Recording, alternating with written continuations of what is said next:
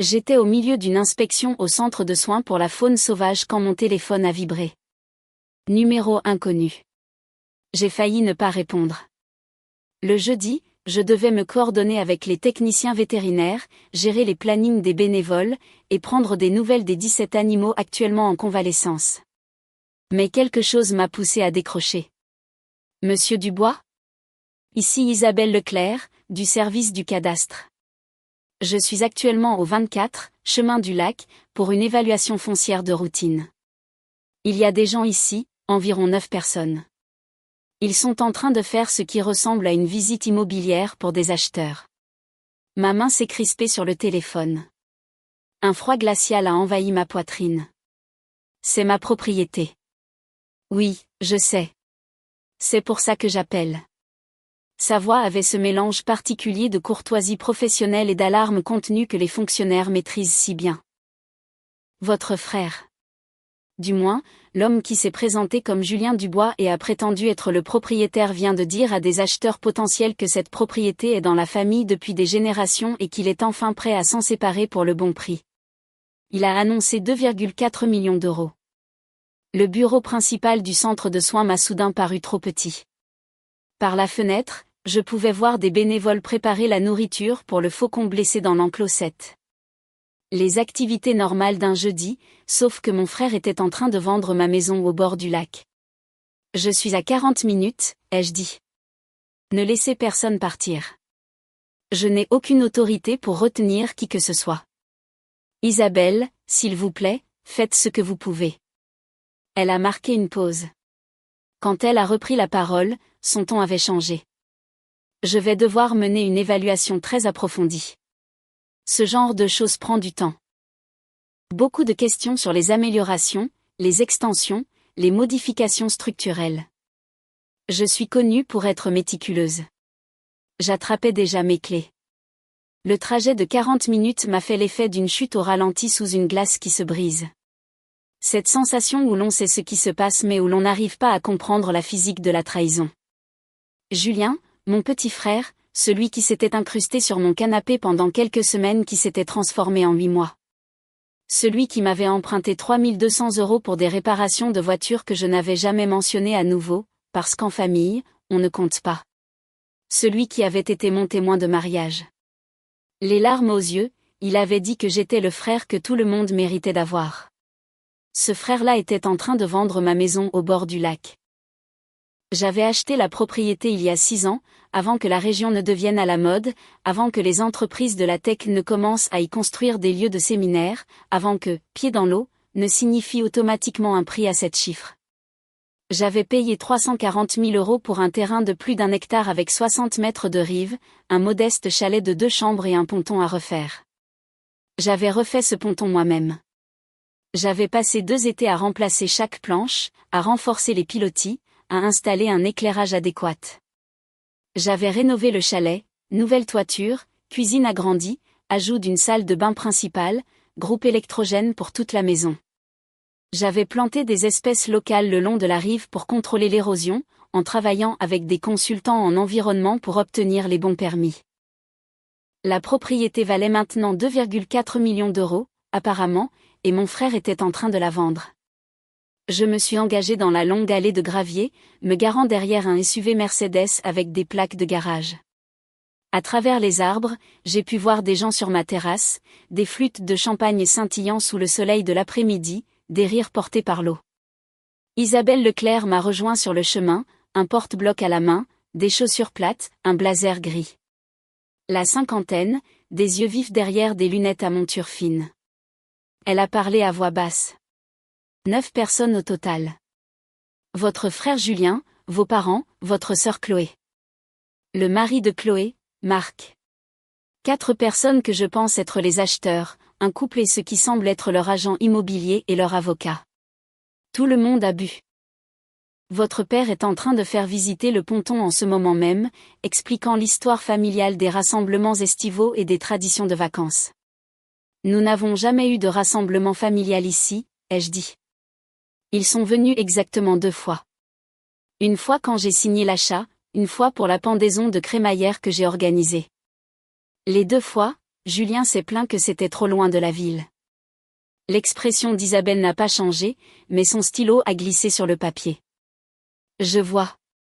Que leur avez-vous dit? Que je mène une réévaluation de routine à des fins fiscales.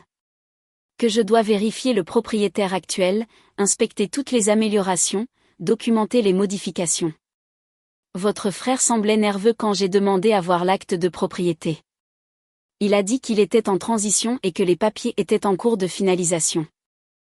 L'avocat des acheteurs a posé quelques questions pointues. Je crois qu'ils commencent à sentir que quelque chose ne va pas, mais ils sont toujours là. Nous avons marché ensemble vers la maison, le gravier crissant sous nos pas. Je pouvais maintenant entendre la voix de ma mère, chaleureuse et animée. La voix qu'elle utilisait quand elle se donnait en spectacle pour des étrangers. Les couchers de soleil ici sont tout simplement spectaculaires. Nous avons passé tant de moments précieux sur cette terrasse. Je suis montée sur la terrasse. Julien m'a vu le premier. Son visage a traversé une séquence fascinante, confusion, reconnaissance, terreur, puis une horrible tentative d'accueil décontracté. « Salut, frérot. Qu'est-ce que tu... Je ne t'attendais pas avant. Nous étions juste en train de montrer ma maison à des acheteurs, ai-je terminé. Ma voix est sortie plus calme que je ne le pensais. Salut maman. Papa, Chloé, Marc. Et vous devez être les acheteurs potentiels. Le couple, la quarantaine, bien habillé, nous regardait, Julien et moi, avec une inquiétude grandissante. Leur agent immobilier, une femme élégante dans la trentaine, consultait son téléphone. L'avocat, plus âgé, aux cheveux poivre et sel, fronçait déjà les sourcils. Ma mère a été la première à se ressaisir. Elle l'a toujours fait. Mon chéri, on voulait te faire la surprise. Julien s'occupe de la vente parce que tu as été si occupé avec ton petit projet d'animaux. Mon centre de soins pour la faune sauvage, ai-je dit, qui accueille 1200 animaux par an, fonctionne avec un budget de 340 000 € et emploie 8 personnes à temps plein. Ce n'est pas un passe-temps, maman. Et je ne vends pas ma maison au bord du lac. Un silence. Le genre de silence qui arrive comme le mauvais temps. Soudain, total, transformant tout. L'avocat a parlé avec précaution. Je m'excuse, mais j'ai besoin d'une clarification. Êtes-vous le propriétaire légal de ce bien? Oui. Michel Dubois. Acheté en mars 2019. Seul propriétaire. Le titre de propriété est clair. Pas de copropriétaire, pas d'hypothèque, pas de charge. Isabelle peut le vérifier. Isabelle Leclerc s'est avancée, professionnelle et dévastatrice. J'ai consulté les registres du cadastre. Michel Dubois est bien l'unique propriétaire enregistré pour le 24, chemin du lac. Parcelle cadastrale numéro 47-392-018. Acheté pour 340 000 €. Valeur estimée actuelle de 2,1 millions d'euros, avec des améliorations récentes documentées par des travaux de construction dûment autorisés, y compris le remplacement du ponton, l'ajout d'une salle de bain et des travaux d'atténuation environnementale. Tous les impôts sont à jour. Aucune charge, aucun transfert en attente ou en cours. J'ai remarqué que toutes les flûtes de champagne avaient été posées. Julien a essayé de parler, a échoué, a réessayé. Je croyais qu'on en avait discuté. Tu avais dit que tu y pensais. Je n'ai jamais, pas une seule fois, mentionné la vente, ai-je dit, chaque mot semblant poser une pierre, construisant quelque chose de permanent. Ni à toi, ni à personne dans cette famille. C'est ma maison. L'avocat des acheteurs reculait déjà vers les escaliers, entraînant ses clients avec lui. Nous allons nous retirer. Je vous suggère fortement de contacter un avocat, monsieur Julien Dubois. La fausse déclaration de propriété est une affaire sérieuse. Il m'a regardé. Je m'excuse pour l'intrusion. Nous étions sous l'impression qu'il s'agissait d'une vente légitime. Ils sont partis en moins de 2 minutes. La Mercedes a soulevé un nuage de poussière de gravier en accélérant. Mon père a parlé ensuite, utilisant sa voix de patriarche raisonnable. Allons, mon fils, ne montons pas ça en épingle. C'était un malentendu. Julien essayait d'aider. Tu dis toujours que la propriété demande beaucoup de travail, que la route est longue, que tu as à peine le temps d'en profiter. Alors vous avez décidé de la vendre sans ma connaissance ni mon consentement. Je les ai regardés un par un, vraiment regardés. Qui d'autre était au courant? Chloé n'osait pas croiser mon regard. Marc étudiait ses chaussures. Maman ajustait son collier. Un geste révélateur chez elle. La mâchoire de papa s'est crispée de cette manière têtue. Tout le monde était au courant. Depuis combien de temps vous préparez ça? Ai-je demandé directement à Julien. Ce n'était pas comme ça. Depuis combien de temps? Depuis des mois, a lâché Chloé. Depuis avril, quand la propriété des Morrison s'est vendue pour 2,8 millions et que Julien a réalisé ce que cet endroit valait. Depuis des mois, du printemps à l'été, des dîners de famille où il s'était enquis de mon emploi du temps, de mes projets de voyage, de ma disponibilité. Le week-end de l'Ascension, quand Julien avait voulu prendre les clés pour une escapade que j'avais refusée. Le 14 juillet, quand papa avait suggéré que je devrais penser à liquider des actifs pour de meilleurs investissements. Chaque conversation avait été une reconnaissance. Tu as falsifié des documents, ai-je demandé à Julien pour la visite. Son silence fut une réponse suffisante. Le stylo d'Isabelle Leclerc n'arrêtait pas de bouger. Je devrais noter cela dans mon rapport. Une tentative de fraude immobilière crée des complications pour l'évaluation fiscale. Je vais devoir déposer une documentation supplémentaire auprès du procureur de la République. Attendez, a dit maman, sa voix mondaine se brisant pour devenir plus acérée. C'est une affaire de famille. Nous n'avons pas besoin de fonctionnaires. Madame, l'interrompit Isabelle avec une courtoisie dévastatrice, quand une affaire de famille implique une représentation frauduleuse de propriété à des tiers, cela devient une affaire pénale, ce qui requiert une documentation. J'avais toujours été le facile, celui qui arrangeait les choses, qui payait les dîners sans partager l'addition, qui aidait pour les apports et les problèmes de voiture, et qui ne posait pas de questions. Mon téléphone était dans ma main. 3 appels. Mon avocate, le numéro non urgent de la gendarmerie, et ma société de sécurité. Michel, a dit papa, laissant tomber le « mon fils ». Tu réagis de manière excessive. C'est ton frère, ta famille. On n'allait pas vraiment. On explorait juste les options.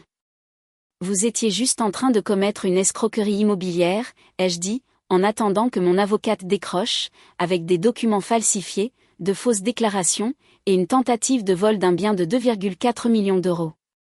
Tout en servant du champagne. Mon avocate, maître Sophie Valois, a répondu à la 2e sonnerie.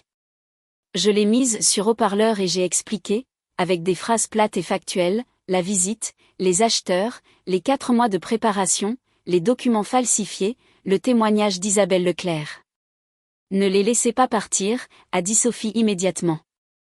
J'appelle la gendarmerie tout de suite.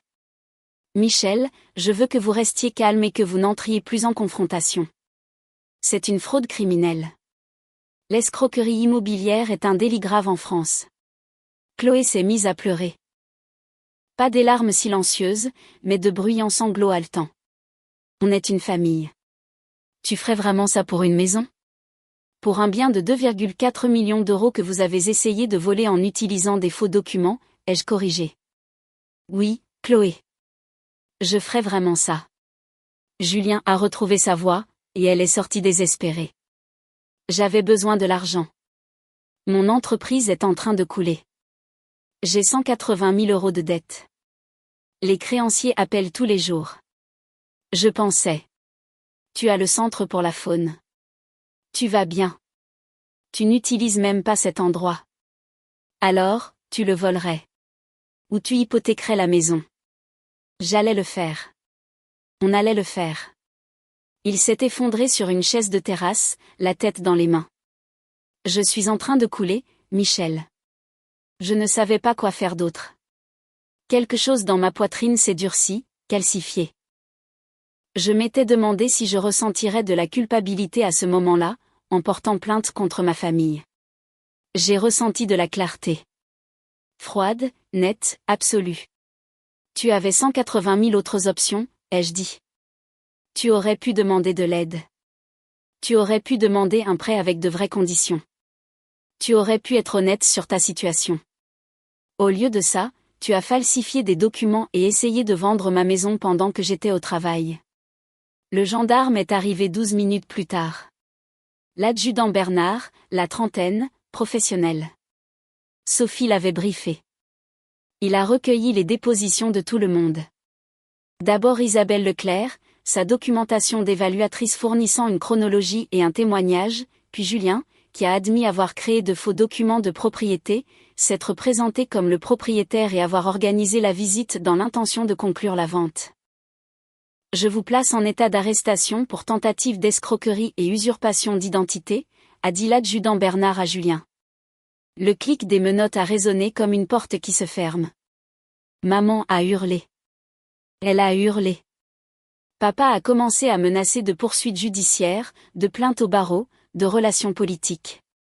Chloé et Marc ont essayé de partir discrètement, mais je les ai arrêtés. Tu savais, ai-je dit à Chloé. Pendant des mois, tu savais et tu as aidé à planifier. Non. J'ai juste. Julien avait besoin. Elle a fourni le contact de l'agent immobilier, a dit Isabelle Leclerc, consultant ses notes. Je l'ai entendu mentionner l'agent que j'ai recommandé pendant une conversation avant votre arrivée. L'adjudant Bernard a pris d'autres notes. Madame, vous feriez peut-être bien de contacter un avocat également. La complicité d'escroquerie est passible de poursuite. Ils ont emmené Julien dans le véhicule de la gendarmerie.